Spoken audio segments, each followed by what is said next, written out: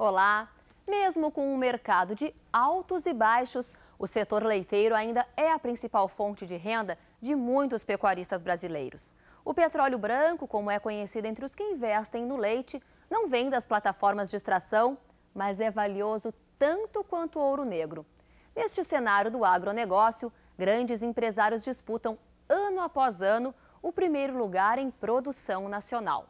Entre eles está o pecuarista paulista Lair Antônio de Souza, proprietário da Laticínios Xandó.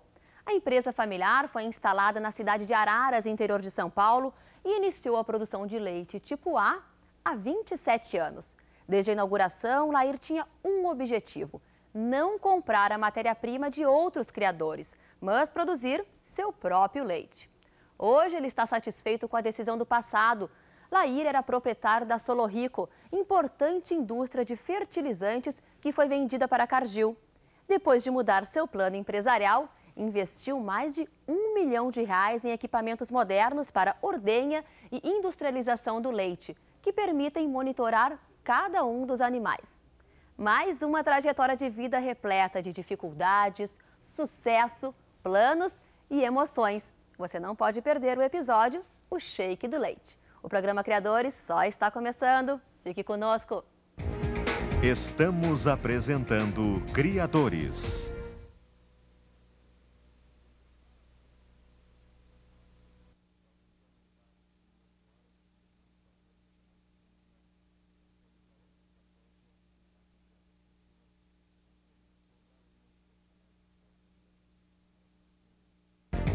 Voltamos a apresentar Criadores. Era pequeno demais para ter despesa, não podia pagar o que os caras cobravam. A gente perdia dinheiro, aí um saiu, o outro saiu, eu fui comprando toda a máquina e acabei ficando eu sozinho. E todo mundo dizia, leite só perde dinheiro, leite só perde dinheiro, leite só perde dinheiro.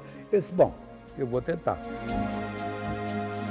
Centenas que começaram, centenas fecharam no leite. E eu, perseverante, continuo. E hoje nós vendemos 40, 50 ml por dia.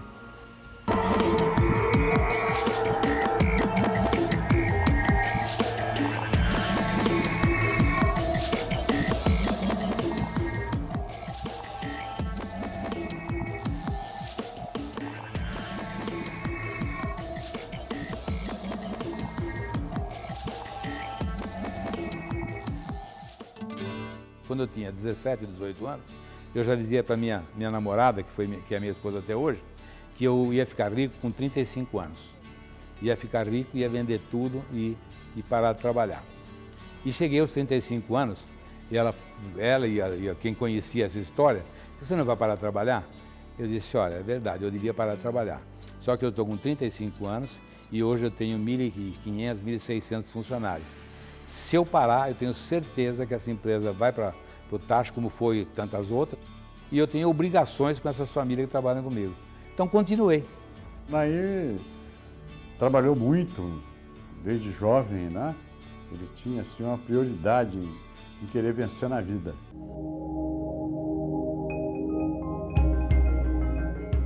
Eu nasci em Descalvado, São Paulo. Nasci no dia 4 de junho de 1929, sou de uma família que meu pai é procedente da cidade de Araras, minha mãe é de Descalvado, e foi um dos primeiros casamentos de uma filha de árabe com brasileiro.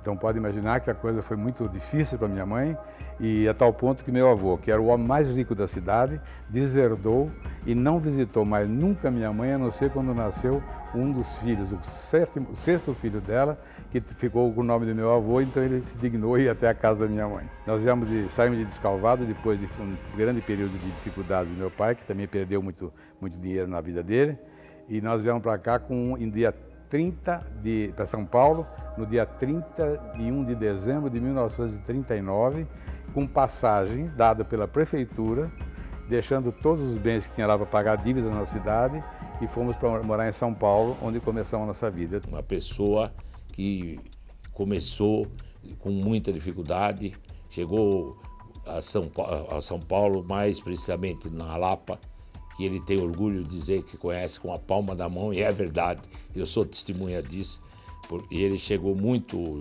criança, com muita dificuldade, e entregava carvão a pé na Lapa. Por isso que ele conhece a Lapa muito bem. As ruas, todos os caminhos da Lapa, da velha Lapa. O Laír a gente diz que é o rei da Lapa e é verdade. E ele, então, realmente ele é um lutador e foi por aí que ele começou. Ele não tem origem assim no campo. Era bem pobre, pobre mesmo, que a tal ponto, os dois irmãos mais jovens, que era eu e o Jorge, que já está falecido, nós víamos um pé de sapato cada um e o dedão amarrado do outro para dizer que tinha machucado, para não tínhamos sapato para colocar. Muito difícil a situação, meu pai foi trabalhar no governo, ganhava um salário mínimo da ocasião que mal dava para sustentar um casal. Imagina, com 4 filhos, que eram 4 irmãos, e os 4 homens fomos todos trabalhar. Com 11 anos eu entregava carvão naquela ocasião, e naquela ocasião a energia estava faltando, o petróleo faltava, então era feito, todas as casas tinham mais a carvão, não tinha o evento do gás ainda de cozinha, então era carvão que se utilizava. E aí eu comecei a trabalhar já num escritório, e eu tinha 12 para 13 anos nessa ocasião, comecei a trabalhar no escritório, 14 anos, e quem me arrumou emprego lá era um vizinho, que era o dono da casa que nós morávamos, que era de aluguel, e ele me ensinou contabilidade. E com 14 anos já era chefe do escritório contábil dessa empresa. Ele é contador, posteriormente formou advogado, anos mais tarde já um homem maduro. Mas eu acho que a grande formação do Laír é a formação da vida. Ele é uma pessoa inteligentíssima, um empresário de um raciocínio tremendamente rápido e prático. E eu acho que a formação dele, universitária, escolar, sempre ajudou. Mas a grande formação do Laír foi no dia a dia, na vida. Ele é um negociante, um homem de grande visão comercial. 18 para 19 anos, e surgiu um anúncio de uma empresa solicitando um contador. E esse contador, esse menino que tinha 18 anos, foi lá e candidatou-se. Teve lá perto de 50 ou 50 e poucos candidatos, eu só tinha um terno, e aquele que eu pude usar para chegar até lá, tá certo? E fui até lá, e quando entrei na sala, foi uma surpresa para o professor Godin. Ele disse: você, o que você quer, né? Ele disse: não, eu vim ser entrevistado. E a primeira pergunta dele foi: quantos anos você tem? Eu falei: eu tenho 18, né? Ou 19 naquela ocasião. E ele disse: mas eu estou precisando de um contador, né? Eu falei: bom, eu vou formar o ano que vem. Eu disse para ele: mas eu tenho certeza que se o senhor me der a oportunidade, eu vou demonstrar que eu posso fazer o cargo. Bom, o senhor não quer fazer um teste? Então, pelo menos fazer o teste aqui. O senhor já fez o meu lado. Então, me chamou porque eu passei no teste. Então, ele olhou e disse: tá bom, então vamos fazer o seguinte. Era perto de 11 horas da manhã. Ele disse: então tem uma sala ali, tinha uma secretária francesa, que a firma era francesa. Tem uma secretária francesa, então ela vai dar o papel lá para o senhor abre uma empresa, uma SA com participação estrangeira no Brasil, e faz todos os livros fiscais e faz o plano contábil. Eu disse: pois não. Quando foi 3 ou 3h30 da tarde, eu tinha o trabalho pronto, eu chamei a secretária: eu gostaria de apresentar o trabalho para o professor Godin. E aí, quando eu apresentei o trabalho, eu não só abri a empresa, abri a contabilidade, fiz o primeiro lançamento, pus o nome das empresas, pus as participações, pus a parte dicionária, porque eu fazia despachante naquela ocasião e fazia contabilidade para terceiros. Então, foi muito fácil para mim fazer aquilo naquela ocasião. Bom, ele olhou o trabalho: mas você fez isso nesse tempo? O senhor está aí, você pede ao seu secretário o papel, ela me deu agora. Ele disse: então você está contratado? Aí eu comecei. Comecei como contador, fazia ali na Companhia Brasileira de Adubos, que é a primeira onde eu aprendi a trabalhar. E ele, dali, parece que ele criou gosto por essa atividade e acabou futuramente fundando aí a Fosfértil e etc. Por aí. Ele foi embora na questão de adubos. Como contador, naquela ocasião eu fui subindo e no fim eu fiquei, era eu que fazia tudo naquela empresa. E aí eles vieram e queriam que eu fosse o superintendente da empresa. E eu, muito singelamente, eu só fico de diretor se eu ficar sócio de 50% da empresa. E vou pagar isso com os lucros que eu vou promover na sua empresa. Acharam aqui no desaforo, eles vieram, apresentaram um novo superintendente e me deram a conta. Sem mais, né? Me pagaram tudo direitinho e tal. Eu recebi R$504 mil de indenização naquela ocasião, 1.000 moedas da ocasião. Deu o estalo, eu falei, olha, eu trabalhava em adubo, vou abrir a Solo Rico. E aqueles R$500 mil que eu recebi, paguei 2 meses da prestação da casa própria que eu tinha feito, e aí eu criei a Solo Rico. Nos anos 50, o Brasil começou a despertar a agricultura brasileira para a necessidade de uso de fertilizantes. E começaram a se formar algumas empresas pequenas, privadas, aqui no estado de São Paulo.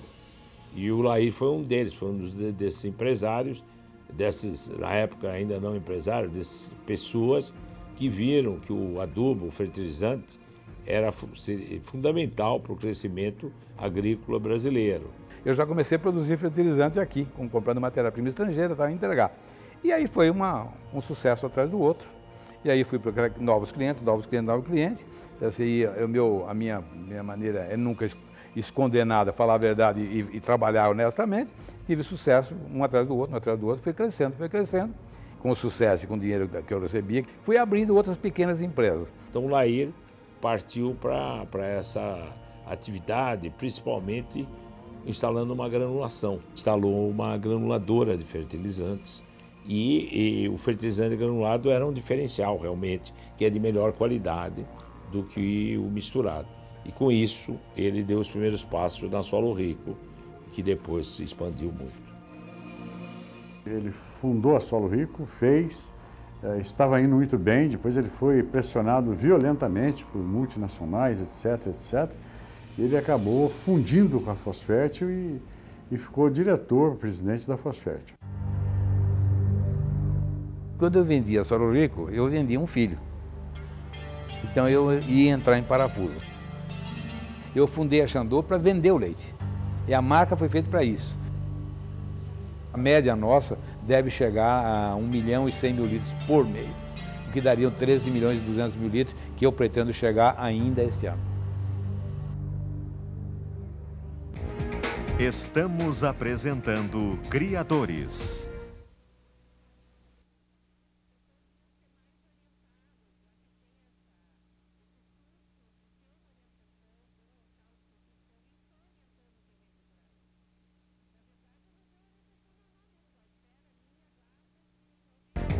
Voltamos a apresentar Criadores.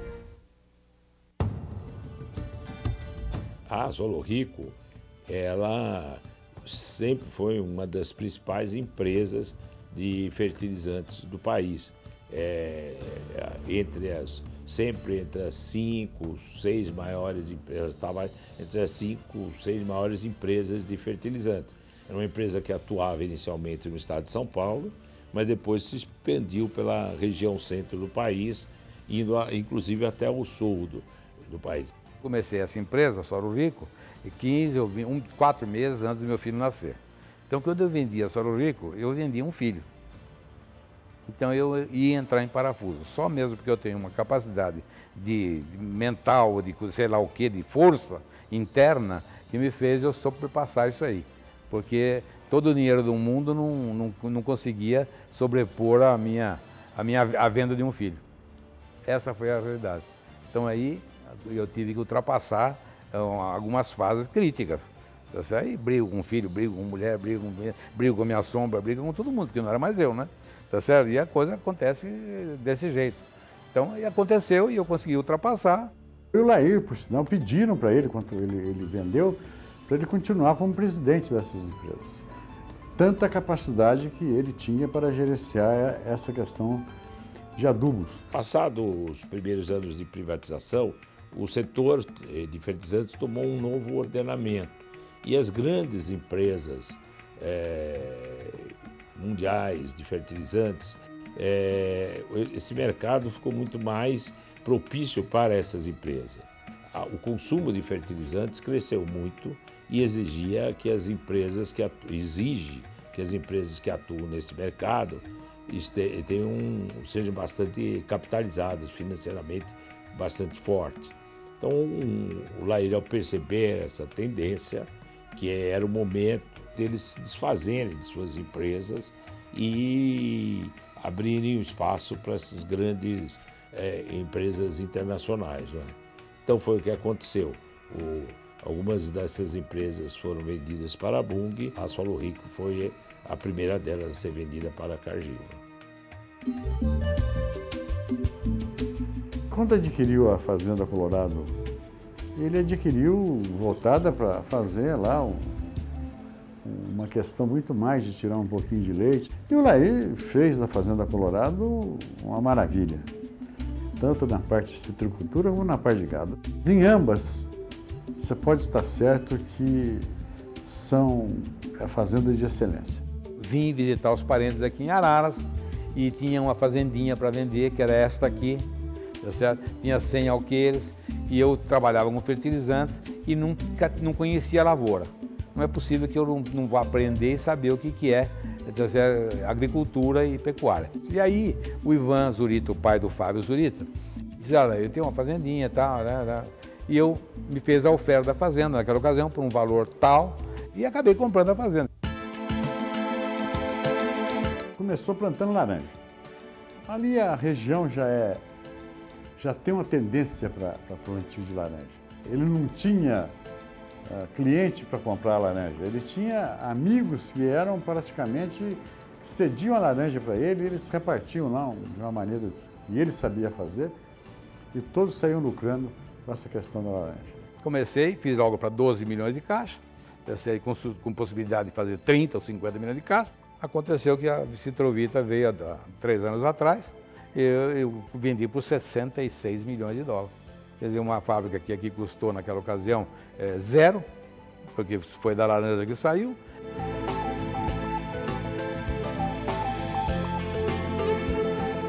E assim vendemos a parte da laranja aqui para a Citrovita e fizemos um contrato, todos aqueles sócios, de fornecer a laranja que nós esmagávamos na fábrica por 14 anos a um preço de mercado.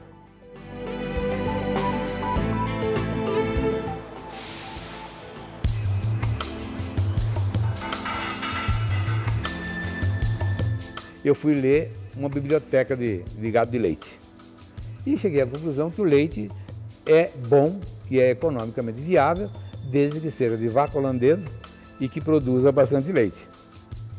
Então o que eu fiz? Comprei 50 animais de mestiço, de holandês e veio um tourinho de presente para ir melhorando a raça. E aí estourou.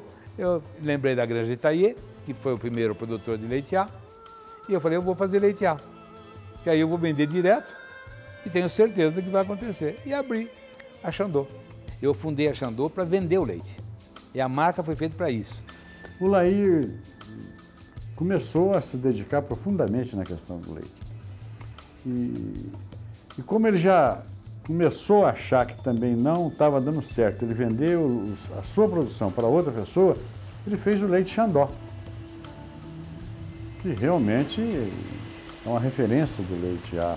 A lei, assim, leite A só pode ser A se ele for produzido, engarrafado, pasteurizado e engarrafado na fazenda de produção. Não tem outra condição. Se você comprar 1 litro de leite, não é leite A. Sai da vaca, direto à pasteurização. Com todos os cuidados de higiene e qualidade, né? E isso lhe dá também a garantia, a certeza da qualidade do leite que ele está entregando. E eu comecei com 500 litros por dia, passei para 1.000, troquei todas as vacas para pura de origem. Então fui aumentando a capacidade, aí tem um trabalho exaustivo de melhoria de plantel, de fazer, de uma série de coisas. Então um mês vende 3.000, outro 3.500, foi indo, e hoje nós vendemos 40, 50 mil litros por dia. Ele já começou praticamente já onde os outros terminaram. Começou a fazer entrega a domicílio. Depois vieram outros leites e fizeram a mesma coisa. Outros leite A, né? Mas, na verdade, tudo aquilo que ele pretende fazer, às vezes até como hobby, acaba virando um alto negócio. A média nossa deve chegar a 1.100.000 litros por mês, o que daria 13.200.000 litros, que eu pretendo chegar ainda este ano. Uma média extraordinária, uma maneira extraordinária de produzir leite. O que é mais importante do Laí? Ele é uma referência para outros produtores, é uma referência nacional. é difícil você acompanhar o raciocínio do Lair e ele sempre está visando um objetivo. Sempre está visando um objetivo. E é difícil você acompanhá-lo. Ele é uma pessoa realmente muito inteligente e muito sagaz. Eu sempre falo que 2 e 2 é 4, eu sei fazer. 2 e 2 é 5, é milagre, eu não aprendi a fazer. Acho que o Lair não é uma pessoa de sorte. Porque sorte todos nós temos. Só que o Lair sabe aproveitar os momentos propícios. Ele é um homem de visão. Ele está muito à frente da normalidade e inteligência de outras pessoas. Eu gosto da laranja, faço bem a laranja. Eu gosto do leite, faço bem a laranja. Gostava do adubo, gosto do adubo, faço tudo.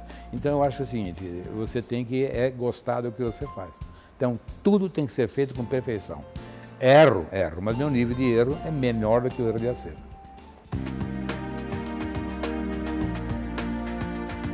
A minha diversão é o seguinte, se eu não me divirto, eu não como. E para comer eu preciso trabalhar. Como eu gosto de trabalhar, meu divertimento é trabalho. Acreditar no que faz. Tem que acreditar no que você faz. Eu acredito em mim mesmo. Para me aturar como eu sou, tem que ser muito bom de família, viu?